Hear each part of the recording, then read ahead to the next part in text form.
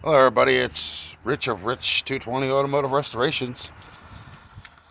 Last video I just put out really didn't capture what I wanted to capture. So I'm going to do this again. So consider this a repeat. Yeah, of course. Same piece of metal still poking me in the foot. Don't know what the heck it is, have no idea.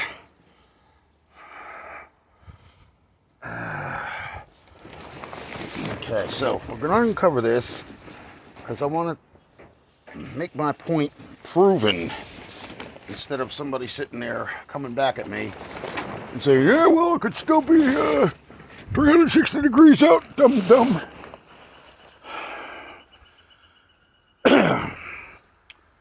Okay, so here we go, folks. I'm going to do this again, except this time where I can see it. Okay. Now, when I did the head gaskets, you remember that I told you number 1 piston was up, and so was number 6. They were both completely up, okay? Number 6 is a corresponding piston for number 1. Now, that may be a couple of degrees off there, but it's not 360 degrees off, okay? Now, here's the other thing, the reason why I know that this is actually firing off at number 1. I had to do a little bit of adjustment on the vacuum advance because it was too far over.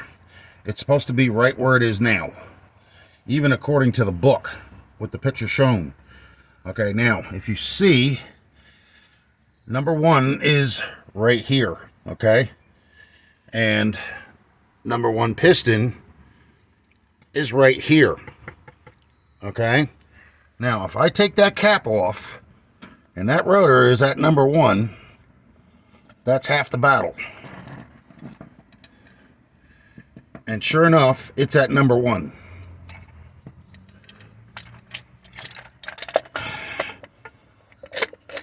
I gotta put that back on now. There you go. See, so that's pointed at number 1. So, the only thing left to do now is I actually have to take the radiator out. I have to take the lines off the radiator. There's still antifreeze in that hose, the bottom hose. And I have to take the harmonic off and the timing chain cover without rotating the engine, okay? And I want to see where the timing marks are on the bottom cog or gear and the top cog or gear. But there is no way for that dampener to slip because there's bolts on the other side, okay? And it's tooth driven, so she's right where she needs to be, okay? As far as that goes. We need to just make sure that, let's see, like say my thumb is the bottom gear. Well, the timing mark on the bottom gear should be up at 12. And the top gear should be at 6. Okay, and if that's correct, then the only thing I have to do is put the timing chain cover back on, put the harmonic back on, put the radiator back on, the generator back on, the fan pulley, the fan belt, and the water pump, of course, a couple of hose clamps,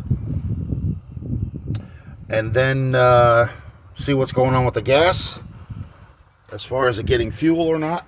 And wow, he's flying right past my house. I guess there's no mail today. Okay,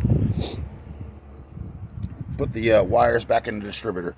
Now, you remember when I took this apart, I marked the position of the rotor underneath the cap, okay, and that's right where it is now. So I only had to move the vacuum advance up so that way it would match up with what they were showing to me in the spec books for the timing. Okay, and that's exactly where it's supposed to be, right there. I even have the bolt and the thing that holds it in place on the intake right now. So that'll be the next thing that goes in, okay? Tightening up the rocker arms, tightening up the exhaust manifold bolts can all come later. That's not important as of right now. And the intake, before I even attempt to start it, I'm going to make sure that those are in too. They have to be torqued down to specifications, but I'm pretty sure it's already sealed for the most part, because I put a thick layer of what do I call that, gasket sealant, or RTV gasket maker, or whatever you want to call it, on the front and on the rear of the intake manifold. This bolt is loose. I don't know why it's so loose, but I'll try and tighten it up and make it snug. I'll tighten it down with a torque wrench later. It's probably 35 foot-pounds per square inch. I think that's what it is for those. For the heads, it was 65 to 70 foot-pounds per square inch, which is what we did. And you guys saw that I actually had a different torque wrench, even though I have 4 torque wrenches now, but I still don't think any of them are going to work for what I need them to do. And if I ever have to work on this again, I'm going to have to borrow a wrench from somebody. Yeah, that looks like it's on. Yeah, I think that was the only one that was really loose. The distributor coil is not hooked up. There's the wire to it right there, which I'm going to get some new wiring too, because this stuff is all outdated. And I don't feel like jerry-rigging everything back up to old stuff that don't work. Then I have to check the lights, the brakes, and the fuel system. And then I have to put a horn in. I have a new horn relay for this, but I don't know where the wire goes. I don't know if it goes into the steering column, or if it goes alongside of the steering column, or what have you. But I think that's the old one right there, and that's literally, as you can see, Delco Remy. Oh boy, that's probably just as old as the car. Yep. Oh my God, look at the resistor, how old that is. Wow, that's amazing. This car was not cannibalized for a lot of its original parts. I thought it would have been, but hey, I'm glad it wasn't, because, you know, as it goes, it's got the original stuff to it, and I'd rather work with something original than something that's altered. So, yep.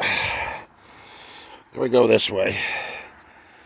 So that's pretty much what I had to deal with, and I just figured I'd let you guys know. Alright, folks, like and subscribe. Hit the bell for post notifications. Leave a comment down below.